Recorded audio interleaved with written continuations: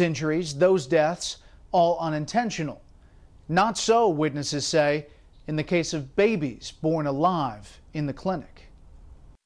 He was inducing labor, and he was having these women deliver babies and deliver fetuses. The witnesses testified that the means by which these babies' lives were taken wasn't a traditional type of abortion procedure. They were drugged up, birth would be induced, and once the baby left the mother's body, taking its first breath, at that point, that's how this doctor elected to kill these babies. He had a process that he referred to as snipping, that the children would be born alive, and that they would then take scissors and place them at the base of the skull and snip or sever the spinal cord of those children that were born alive. This is a very, very painful thing. And some of these babies did not die immediately. Those aren't botched abortions, that's homicide. And the reason he was doing this is because he had 46 lawsuits, and he was paying out money for women who were maimed and mutilated. And it was easier to deliver a baby rather than go in there and extract it himself. The grand jury heard about that from Steve Massoff, a Grenada med school grad who worked as Gosnell's $300 a week unlicensed medical resident. Well, the fetus would precipitate. What do you mean? Oh, come right out. I'd have to go and tend to that patient. What would you do? I'd make sure that when, if the fetus precipitated, the cord was cut. Also a standard procedure, the cervical spine was cut. How often did this happen? Many times more than I really care to remember. I would have to say every week it would happen to at least 50% of the patients. There was testimony given to the grand jury that this process of snipping happened hundreds of times. One of Gosnell's assistants, Karima Cross, testified that at one point Gosnell told her the law had changed and he couldn't snip babies' necks anymore. So Gosnell tried injecting a drug called digoxin into the fetus's heart to kill it in the womb. But Gosnell couldn't do it right, Cross testified. He tried to do the needle in the stomach, and that's what was supposed to have killed the baby before the baby came out. But if it didn't, he'll say, oh, well, the law says that I can do it. I can still slit the baby's neck because it didn't work. The needle didn't work. According to Cross and others, the needle never worked.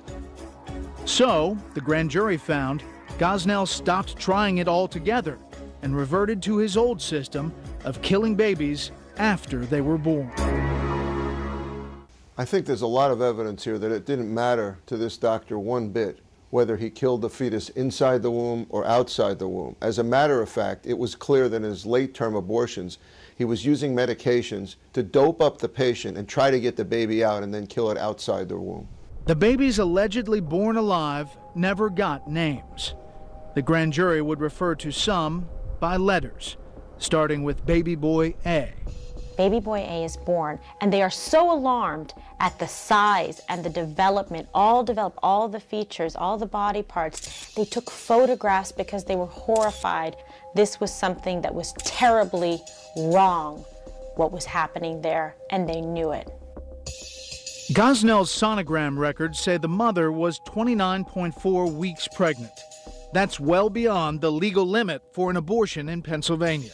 But a prosecution expert who looked at the pictures concluded that baby boy A was at least 32 weeks in the womb. A 30-week fetus has an over 80% chance of surviving.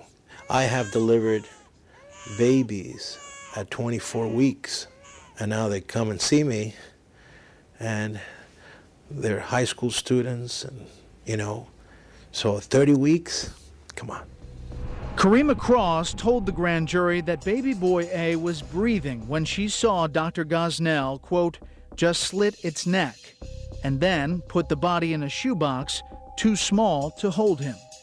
One of the most shocking and horrifying aspects was the testimony that Dr. Gosnell stated that this baby boy was big enough to walk him to the bus stop. The body of baby boy B would be found in Gosnell's freezer. Baby boy B is 28 weeks old, at an age when babies can feel. found frozen in a water bottle with evidence of the spine being snipped from behind. The vertebrae penetrated, something that would cause great pain. And there was only one thing defect, as the medical examiner testified, out of this beautiful baby boy you saw there in the photo. And it was the slit to the back of the neck, and the testimony was that scissors were put through and perforated through that area to cut the spinal cord and kill the baby. Based on the grand jury report, not all the killing was done by Gosnell himself. Cross testified she witnessed Linda Williams, another unlicensed Gosnell assistant, murder a baby, baby C, who had been breathing and moving for 20 minutes. Williams called Cross over to take a look at the baby. And when Ms. Cross was asked, why do you think Ms. Williams killed this baby that was alive, that was breathing, that was moving for 20 minutes? She said, I guess because she had seen Dr. Gosnell do it so many times.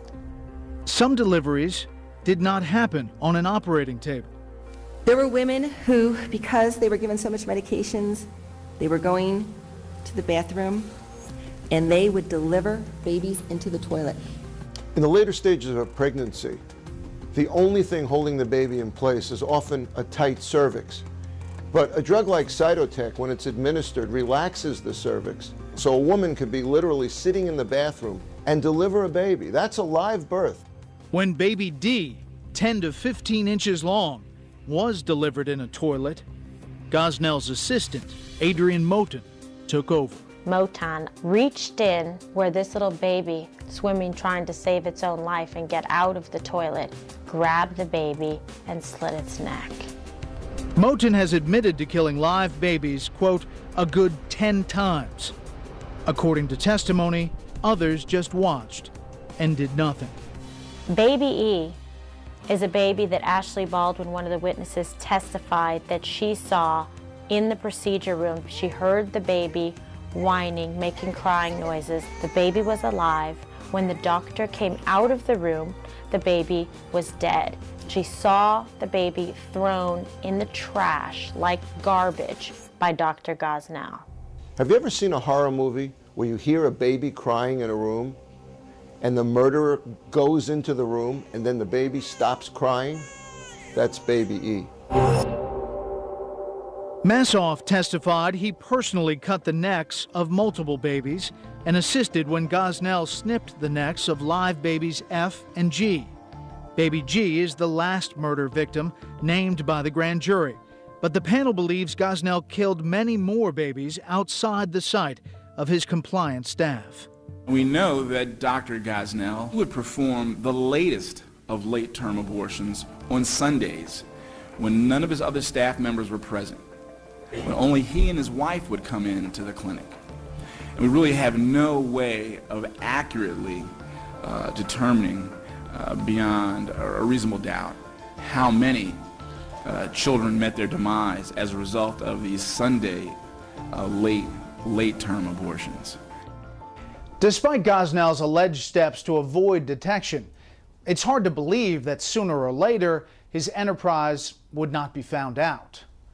But it took 31 years, and not for the reason you'd think. That story when we return.